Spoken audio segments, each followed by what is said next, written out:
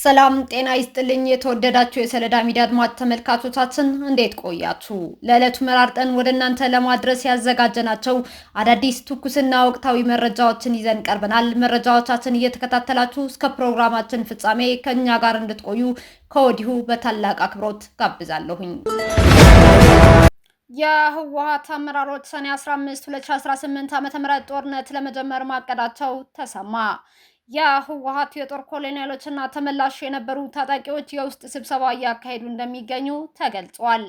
በዚህ ስብሰባም ሰኔ 15 2018 ዓ.ም ጦርነት እንጀምራለን፣ ወደ ስራችሁ ተመለሱ፣ በሐሳብም አግዙን የሚል መመሪያ ከጽንፈኛው የህወሓት አመራሮች ለኮሎኔሎችና ለተመላሽ ታጣቂዎች መተላለፉም እየተነገረ ይገኛል። በሌላ በኩል ካላማጣ ከተማ እየወጣ በሚገኝ መረጃ መሰረት የህወሓት ታጣቂዎች ዛሬ ሌሊትም ለሁለተኛ ጊዜ አንድ ያላማጣ ተወላጅ ገድለው ማድራቸው ተሰምቷል። ይህ በራያ አላማጣ በጽንፈኛ ታጣቂዎች እየተፈጸመ ያለው ድርጊት በአንድ ሳምንት ውስጥ ለሶስተኛ ጊዜ ሆኖም ተመዝግቧል። በጉዳይ ላይ ዝርዝር መረጃ ሲደርሰን ወደ እናንተ የምናቀርብም ይሆናል። ፍርድ ቤት ዋስትና የፈቀደላቸው የ76 ዓመቷ አዛውንት በፖሊስ እምቢተኝነት ሳይፈቱ መቅረታቸው ተገለጸ።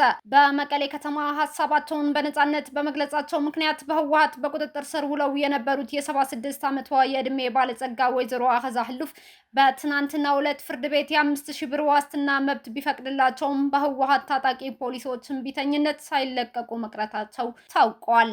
የትግራይ ክልል ዳኞች ለፍትህ ባላቸው ቁርጠኝነት መሰረት ለአዛውንቷ በፍጥነት የዋስትና መብት የፈቀዱ ቢሆንም የህወሓት የጸጥታ አካላት ግን የፍርድ ቤቱን ትዕዛዝ ወደ ጎን በመተው እናትየው በእስር ላይ እንዲቆዩ አድርገዋል። ይህ ድርጊት በወይዘሮ አኸዛ ህሉፍና በቤተሰቦቻቸው ላይ ከፍተኛ እንግልትና የስነ ልቦና ጫና እየፈጠረም ይገኛል። ይህንን ተከትሎ ፍርድ ቤቱ በሰጠው አዲስ ትዕዛዝ ፖሊስ በወይዘሮ አኸዛ ከእስር እንዳይፈቱ ያደረገበትን ምክንያት በአካል ቀርቦ ዛሬ ሰኔ 11 2018 ዓ.ም 8 ሰዓት ላይ በዝርዝር ማብራሪያ እንዲሰጥ ጥብቅ ትዕዛዝም አስተላልፎበታል። የህግ ባለሙያዎች ድርጊቱ የህግ የበላይነትን የሚገዳደር መሆኑን በመጥቀስ የፍርድ ቤት ውሳኔዎች ያለምንም ቅድመ ሁኔታ መከበር እንዳለባቸው እያሳሰቡም ይገኛሉ። ጠቅላይ ሚኒስትር አብይ አህመድ የዘንድሮውን የክረምት በጎ ፍቃድ አገልግሎት በይፋ አስጀመሩ። በዘንድሮው የክረምት ወራት ለዜጎች የሚደረገው የበጎ አድራጎት እገዛ ይበልጥ ተጠናክሮ እንደሚቀጥል የኢፌዴሪ ጠቅላይ ሚኒስትር አብይ አህመድ አስታውቀዋል። ጠቅላይ ሚኒስትሩ ይህንን የገለጹት በደቡብ ምዕራብ ሸዋ ዞን ጎሮ ወረዳ በመገኘት የዘንድሮውን የክረምት በጎ ፍቃድ አገልግሎት በይፋ ባስጀመሩበት ወቅት ነው። በዚሁ መርሃ ግብር ላይ እንደተገለጸው የዘንድሮው የበጎ ፍቃድ አገልግሎት የገጠር ኮሪደር ልማት እቅድን መሰረት ባደረገ መልኩ የሚከናወን ሲሆን በጎሮ ወረዳ በአስጀማሪነቱ በአጠቃላይ 20 መኖሪያ ቤቶች ለአቅመ ደካሞችና ለተረጂዎች የሚገነቡም ይሆናሉ ተብለዋል። ጠቅላይ ሚኒስትር አብይ አህመድ ለኢትዮጵያውያን ባስተላለፉት መልእክት ሀገራችንን በጋራ ማሳደግና መለወጥ የምንችለው እርስ በርሳችን ስንደጋገፍና ስንረዳዳ ብቻ ነው በማለት ገልጸው እያንዳንዱ ኢትዮጵያዊ አቅሙ በፈቀደው መጠን በዚህ ሀገራዊ የበጎ ፍቃድ ተግባር ላይ በንቃት እንዲሳተፍም ጥሪያቸውን አቅርበዋል። ዚምባብዌ የቤት ሰራተኞችን አነስተኛ ወርሃዊ ደሞዝ ወደ $90 አሳደገች። የዚምባብዌ መንግስት ሰራተኞችን አሁን ላይ የናረ የመጣውን የኑሮ ውድነት መቋቋም እንዲችሉ ለማገዝ በሚል የቤት ሰራተኞችን አነስተኛ ወርሃዊ ደሞዝ ወደ $90 ማሳደጉን አስታውቋል። ከዚህ ጋር ተያይዞም በሌሎች ያልተመደቡ የስራ ዘርፎች ላይ ለተሰማሩ ሰራተኞች የሚከፈለው አነስተኛ ወርሃዊ ደሞዝ ወደ $270 ከፍ እንዲልም ተደርጓል። የዚምባብዌ መንግስት እንዳለው ይህ የደሞዝ ማሻሻያ የተደረገው ተጋላጭ የሆኑ የህብረተሰብ ክፍሎችንና ሰራተኞችን ለመጠበቅ ታስቦ ነው። ይሁን እንጂ የዚህ ውሳኔ ውጤታማነት ሙሉ በሙሉ ሊረጋገጥ የሚችለው በህግ አስከባሪ አካላት ቁጥጥር፣ በሀገሪቱ የዋጋ ንረትና በገንዘብ ምንዛሬ መረጋጋት ላይ እንደሚሆንም ተገልጿል። ይህ አዲሱ የደሞዝ ተመን ይፋ ከተደረገበት ጊዜ ጀምሮ ወዲያውኑ ተፈጻሚ መሆን መጀመሩ የሀገሪቱ መገናኛ ብዙሃን እየዘገቡም ይገኛሉ። የምስራቅ አፍሪካን የኢቦላ ወረርሽኝ ለመከላከል የ$518 ሚሊዮን ድጋፍ እቅድ ይፋ ተደረገ። በምስራቅ አፍሪካ የተከሰተውን የኢቦላ ወረርሽኝ ስርጭት ለመግታትና ለመከላከል የሚያስችል የ$518 ሚሊዮን አህጉራዊ የምላሽ እቅድ ድጋፍ ለማሰባሰብ ያለመ ከፍተኛ ደረጃ ያለው የአፍሪካ መሪዎች ጉባኤ ማክሰኞ ዕለት መካሄዱ ታውቋል። በአሁኑ ወቅት ወረርሽኙ 800 ሰዎችን ያጠቃ ሲሆን 200 ያህሉ ደግሞ ለህልፈት መዳረጋቸው ጉባኤ ይፋ አድርጓል። ይህንን ተከትሎም ሀገራዊና ክልላዊ የምላሽ እቅዶችን ማሻሻል፣ ድንበር ዘለል ቅንጅቶችን ማጠናከር እንዲሁም ዝግጁነትን የክትትልና የመከላከል እርምጃ ደረጃዎችን በከፍተኛ ሁኔታ ማሳደግ እጅግ አስፈላጊ መሆኑ በጉባኤው ላይ አጽንኦት ተሰጥቶበታል። በጉባኤው ላይ የተገኙት የደቡብ አፍሪካው ፕሬዝዳንት ሲሪል ራማፎሳ ሀገራቸው ለዚህ ጉዳይ የምታደርገው የገንዘብ አስተዋጽኦ ከ5 ሚሊዮን ዶላር ወደ 13.5 ሚሊዮን ዶላር ለማሳደግ ቃል ገብተዋል። ፕሬዝዳንት ራማፎሳ ባስተላለፉት የጥንቃቄ መልእክት የዘገየ እርምጃ በአካባቢው የተከሰተውን ወረርሽኝ ወደ ክልላዊና ዓለም አቀፋዊ ቀውስ የማሸጋገር አቅም አለው። ለዛም ነው ምላሻችን ስርጭቱን በመስበርና ኢቦላን ከምንጩ ላይ በማስቆም ላይ ትኩረት ማድረግ ያለብን ሲሉ አሳስበዋል። የአፍሪካ የበሽታ መቆጣጠሪያና መከላከያ ማዕከል አፍሪካ ሲዲሲ ዋና ዳይሬክተር ዣን ካሲያ በበኩላቸው ቀደም ሲል በምዕራብ አፍሪካና በምስራቅ ዲሞክራቲክ ሪፐብሊክ ኮንጎ ከተከሰቱት አህጉራዊ ወረርሽኞች የከፋ ሁኔታ እንዳይፈጠር ለመከላከል አሁን የተከሰተው ወረርሽኝ በተሻለ ፍጥነት ሊገታ እንደሚገባም ገልጸዋል።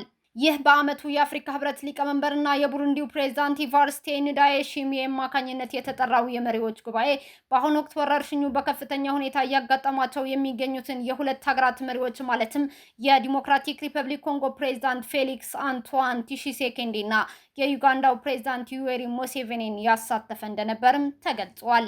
አፍሪካ ወረርሽኙን ለመከላከል የምታደርገውን የጋራ ምላሽ ለማጠናከርና አፍሪካዊ የጤና ደህንነትን ለማረጋገጥ ያስቸኳይ የፖለቲካ ቁርጠኝነት፣ የፋይናንስ ምንጮችና የተግባር ድጋፍ ወሳኝ መሆኑን በማሳሰብ ስብሰባው ተጠናቋል። ታሪካዊው የፓሪስ ኢስላማባድ ስምምነት ተፈረመ። በአሜሪካና በኢራን መካከል ያለው ወታደራዊ ግጭት በይፋ ማብቃቱ ተገልጿል። በአሜሪካና በኢራን መካከል ለረጅም ጊዜ ሲካሄድ የነበረውን ወታደራዊ ግጭት በይፋ የሚያቆምና የኢስላማባድ የመግባቢያ ስምምነት የተሰኘው ታሪካዊ ስምምነት በፈረንሳይ ፓሪስ በሚገኘው የቨርሳይ ቤተመንግስት በዲጂታል መንገድ ተፈርሟል። ይህ በፓኪስታን ጠቅላይ ሚኒስትር ሸህባዝ ሸሪፍ አደራዳሪነትና በኳታር መንግስት አጋዥነት የተደረሰው ስምምነት በአሜሪካው ፕሬዝዳንት ዶናልድ ትራምፕ እና በኢራኑ ፕሬዝዳንት መስዑድ ፔዜሽኪያን አማካኝነት ዲጂታል ፊርማቸው ያኖሩበት መሆኑም ታውቋል። በጥቅሉ 14 ነጥቦችን የያዘው ይህ ስምምነት ይፋ መደረጉን ተከትሎ በዓለም አቀፍ የነዳጅ ገበያ ላይ የብሬንት ድፍድፍ ነዳጅ ዋጋ በ1.12 በመቶ ቅናሽ በማሳየት ወደ 78.66 ዶላርም ዝቅ ብለዋል። የስምምነቱ አንኳር ድንጋጌዎች ሁለቱ ሀገራት በሁሉም ግንባሮች በተለይም በሊባኖስ የሚያካሂዱትን ወታደራዊ ግጭት በአስቸኳይና በቋሚነት እንዲያቆሙ የሚደነግግ ሲሆን እርስ በርስ ወታደራዊ ጥቃት ላለመሰንዘርም ቃል ገብተዋል። ከዚህም በተጨማሪ ለዓለም የነዳጅ ንግድ ወሳኝ መተላለፊያ የሆነው የሆርሙዝ ሰርጥ ለ60 ቀናት ያለምንም ቀረጥ ለንግድ መርከቦች ክፍት እንዲሆንም ተስማምቷል። በዚህም መሰረት በሚቀጥሉት 30 ቀናት ውስጥ ኢራን በሰርጡ ላይ የተተከሉ ፈንጂዎችን የምታጸዳ ሲሆን አሜሪካ በበኩሏ የጣለችውን የባህር ላይ እገዳ ሙሉ በሙሉ እንደምታነሳ ታውቋል። ስምምነቱ እንደተፈረመ አሜሪካ በኢራን የነዳጅ ምርት ላይ ጥላው የነበረው ማዕቀብ እንዲነሳ የተደረገ ሲሆን አሜሪካ ከቀጠናው አጋሮቿ ጋር በመተባበር በጦርነቱ ሳቢያ ጉዳት ለደረሰባት ኢራን መልሶ መገንቢያ የሚውል ቢያንስ 300 ቢሊዮን የአሜሪካ ዶላር በጀት ለመመደብ ስምምነት ላይ ይደርሳለች። እንዲሁም ኢራን የኒውክሌር መሳሪያ እንዳታመርት ወይም እንዳትገዛ የሚያግዱ ጥብቅ የቴክኒክ ድርድሮች በሚቀጥሉት 60 ቀናት ውስጥ በጄኔቫ ስዊዘርላንድ እንደሚቀጥሉም ተገልጿል። የኢራን ውጭ ጉዳይ ሚኒስቴር ይህ የከፍተኛ መሪዎች ፊርማ ስምምነቱ በዓለም አቀፍ ሕግ ፊት የጸና ሕጋዊ ዋስትና እንዲኖረው የሚያደርግ መሆኑን አስታውቋል። በሌላ በኩል ይህ ስምምነት በእስራኤል በኩል ከፍተኛ ቁጣና ተቃውሞም ቀስቅሷል። ጠቅላይ ሚኒስትር ቤንጃሚን ኔታንያሁ ለህዝባቸው ቃል የገቡት የኢራንን መንግስት የመጣልና የባላስቲክ ሚሳኤል አቅሟን የማክሸፍ እቅድ በስምምነቱ ውስጥ ባለመካተቱ እስራኤል በሊባኖስ ደቡባዊ ክፍል የምታደርገውን የአየር ድብደባና የወታደራዊ ይዞታ የማስፋፋት ስራ አሁንም ቀጥላበታለች። ይህ በእንዲህ እንዳለ የኢራን ዋና ተደራዳሪ መሐመድ ባጋር ቃሊባፍ ኢራን ወደዚህ የድርድር የገባችው ከወታደራዊ ድልና ከጠንካራ አቋም በመነሳት መሆኑን የገለጹ ሲሆን የሀገሪቱ የውጭ ጉዳይ ሚኒስቴር ቃል አቀባይም የኢራን የባላስቲክ ሚሳኤል አቅም ፍጹም ለድርድር የማይቀርብና ለመተኮስ ብቻ የተዘጋጀ መሆኑን በድጋሚ አስታውቋል። ከዚህ ጋር ተያይዞ የአሜሪካው ፕሬዝዳንት ዶናልድ ትራምፕ ለእስራኤል ሀገር ህልውናና ደህንነት ከማናኛውም የአሜሪካ ፕሬዝዳንት በላይ ወሳኝ ውሳኔዎችን ማሳለፋቸውን ገልጸዋል።